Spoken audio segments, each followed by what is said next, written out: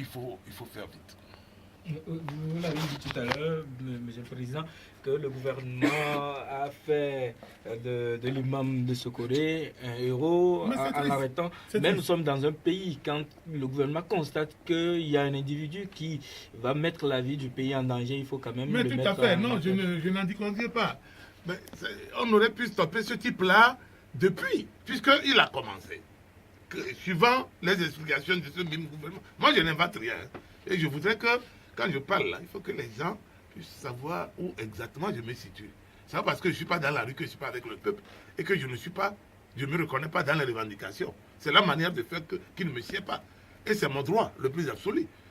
La même manière que certains contestent le gouvernement, mais on peut aussi les contester. Moi-même, je suis contesté. Alors, c'est ça la démocratie, mais l'essence même de la démocratie, c'est cela. Vous comprenez? Bon, mais c'est vrai. Mais le monsieur a commencé. Mais pourquoi il fallait attendre jusqu'à ce que la pression monte avant d'aller le prendre?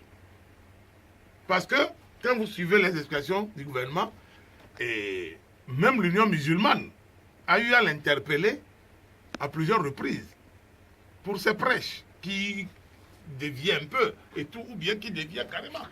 Mais attendez, on n'attend pas à un moment donné, on prend ses responsabilités.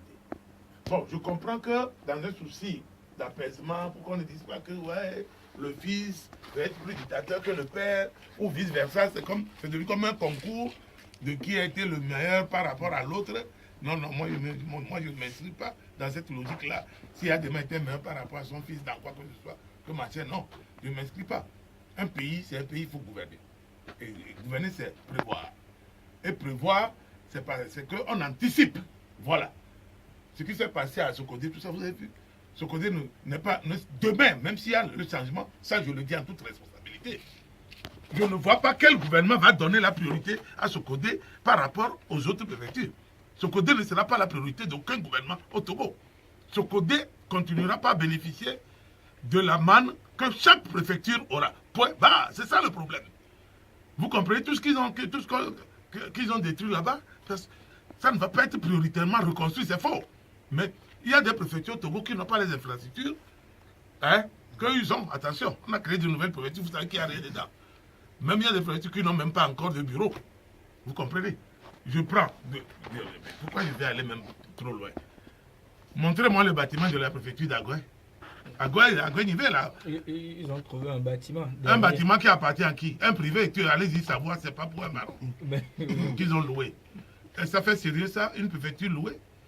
Les bureaux d'une préfecture. Mais attendez, oui, il y a des préfectures qui n'ont pas ce genre d'infrastructure. Vous comprenez?